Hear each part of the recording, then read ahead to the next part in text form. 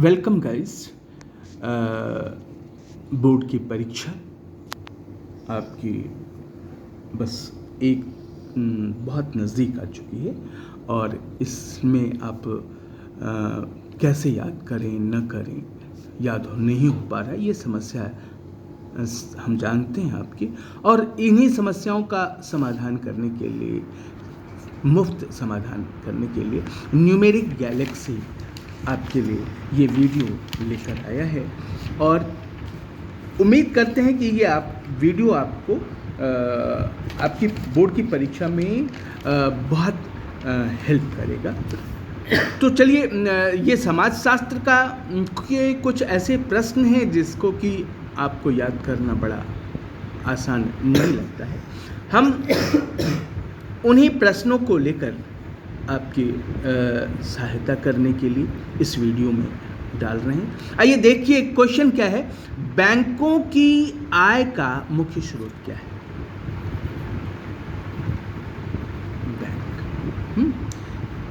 उसका आय माने इनकम कहां से होता है? तो पहला क्या होता है, बैंक क्या होता है कि लोग जमा करते हैं, जमा राशि लोगों की होती है। जमा राशि पर क्या करता है बैंक? ये ब्याज देता है, लोगों को देता है। ब्याज क्या करता है? देता है।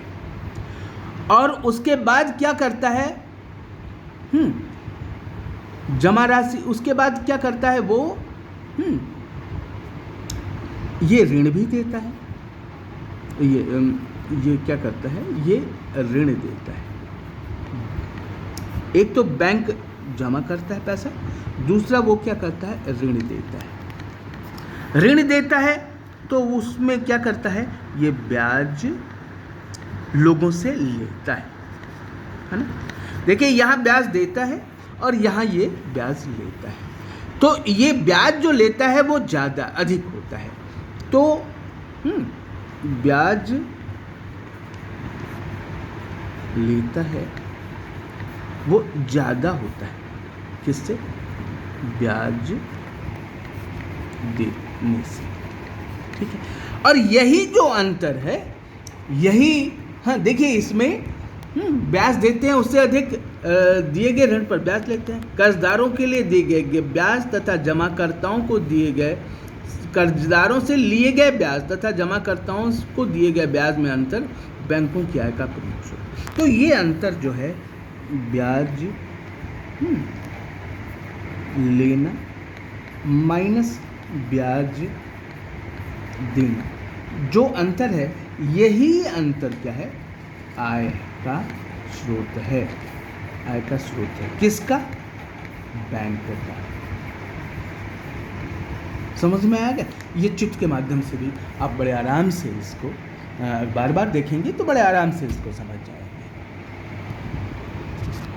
बड़ा क्लिष्ट प्रश्न जो पढ़ने में ही परेशानी होगी, आप लोगों को होती होगी, और इसका उत्तर देना है, नंबर लाना है, तो छोड़ना तो पड़ेगा नहीं। चलिए, उसी प्रतिज्ञा के साथ कि हमें छोड़ना नहीं है, क्वेश्चन है, व्यापार और निवेश नीतियों का उदारीकरण वैश्वीकरण प्रक्रिया में किस प्रकार सहायता पहुंचाती है? किन्हीं 3 प्रक्रियाओं का उल्लेख करें। व्यापार और निवेश नीतियों का उदारीकरण जो है वो वैश्वीकरण प्रक्रिया में किस प्रकार सहायता पहुंचाती है? मतलब ये मैं आपको समझाता हूँ कि ये जो व्यापार और निवेश नीति का उदारीकरण, व्यापार और क्या है? निवेश नीति का उदारीकरण।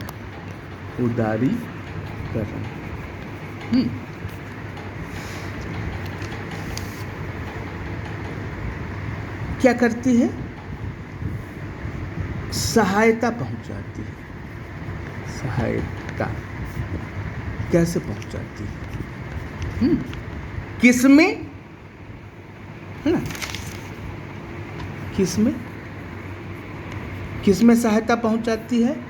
तो वैश्वीकरण में, वैश्वीकरण में कैसे सहायता पहुंचाती है? वैश्वीकरण में कैसे सहायता पहुंचाती है? क्या व्यापार और निवेश नीति का उदारीकरण सहायता कैसे पहुंचाती है? किसमें? वैश्वीकरण में कैसे सहायता पहुंचाती है? ये तो प्रश्न को मैं पहले तोड़ कर इसको समझाया। चलिए अब आगे हम देखते हैं, इसका उत्तर देने का प्रयास करते हैं, है ना। ये है पहला कि जब उदारीकरण होता है तो उसमें क्या होता है कि उसका परिणाम क्या होता है? उदारीकरण हुआ तो उसका परिणाम होता है कि प्रोत्साहन मिलता है, प्रोत्साहन मिलता है। किसको मिलता है प्रोत्साहन?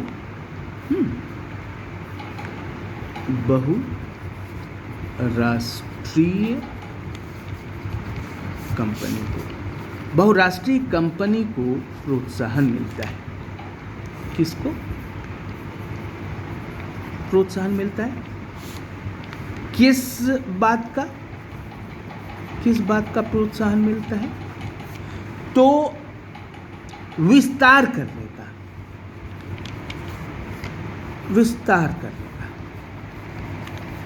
है ना।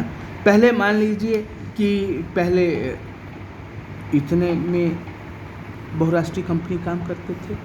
जब उदारीकरण हुआ तो उसको मौका मिला तो क्या कर दिया कि इसको जो है वो अपनी कंपनी का विस्तार यहाँ से बढ़ा करके यहाँ बढ़ा कर विस्तार कर दिया। विस्तार करने में इसको प्रोत्साहन मिलता है। दूसरा क्या है?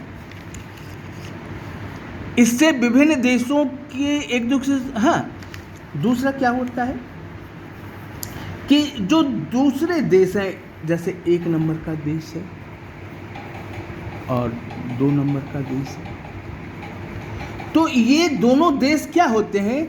नज़दीक आते हैं। क्या? नज़दीक आते हैं। ये इसके नज़दीक, ये नज़दीक आते हैं। किसकी वजह से?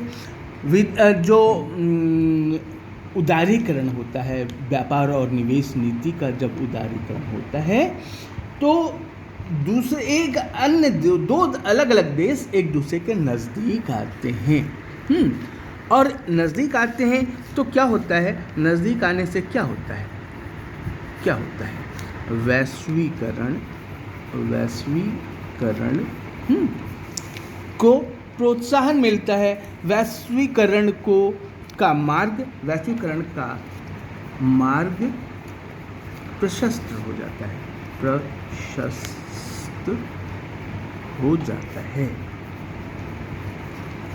रास्ता साफ हो जाता है। ये देखिए आप, है ना, वैश्वीकरण का मार्ग प्रशस्त हो जाता है। अगला क्या है? अगला है विभिन्न देशों के बीच मुक्त व्यापार से, तो अलग देश, जैसे मान लीजिए ये देश है, ये देश है, तो इन दोनों के बीच, इन सब देशों के बीच देश है ना, देश, देश। तो इससे क्या होता है कि इनके बीच मुक्त व्यापार होता है। फ्री ट्रेड, मुक्त व्यापार होता है, मुक्त व्यापार होने लगता है। और इससे, यही ना वैश्वीकरण है, इससे वैश्वीकरण को क्या होता है? वैश्वीकरण को बल मिलता है।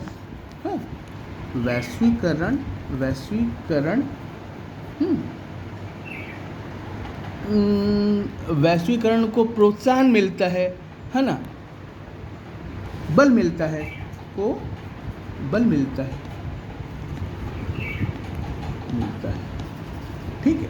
आगे क्या है, आगे देखिए, अगला, व्यापार के उदारीकरण से व्यवसायियों को मुक्त रूप से निर्णय लेने का, जब उदारीकरण होता है, उदारीकरण होता है, उदारीकरण हुआ तो उससे क्या होता है कि व्यवसायी को, व्यापारी को, हाँ, निर्णय लेने का अवसर मिलता है। उदारीकरण से अवसर मिलता है। किसको अवसर मिलता है? किसको? तो व्यापारी को। व्यापारी को किस बात का अवसर मिलता है?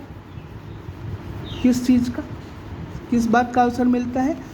कि मुक्त रूप से, फ्री, हाँ, निर्णय, कोई बाउंडेशन नहीं है, मुक्त रूप से निर्णय लेने का, निर्णय लेने का अवसर मिलता है। ठीक है।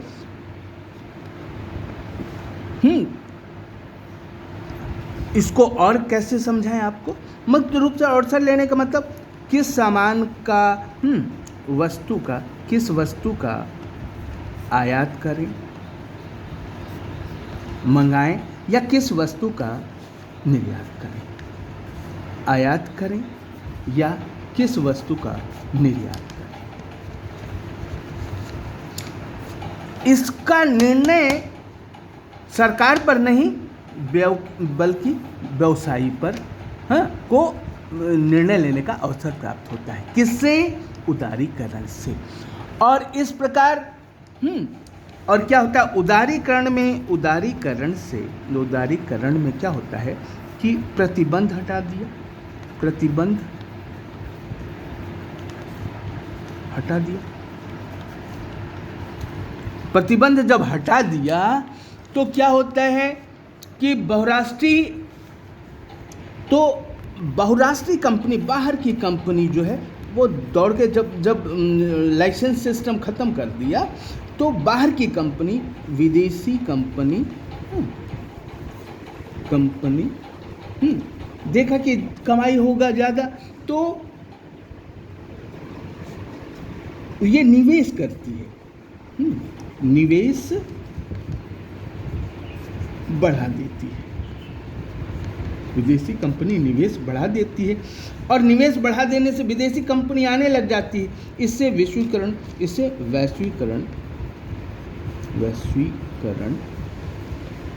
तेज हो जाता है ना। तो समझ में आया आपको कैसे क्या होता है कि सबसे पहले क्या होता है, व्यापार और निवेश के उदारीकरण से आयात निर्यात, बहुराष्ट्रीय कंपनी के विस्तार को बल मिलता है, प्रोत्साहन मिलता है। इससे विभिन्न देशों को एक दूसरे के नज़दीक आने का अवसर प्राप्त होता है।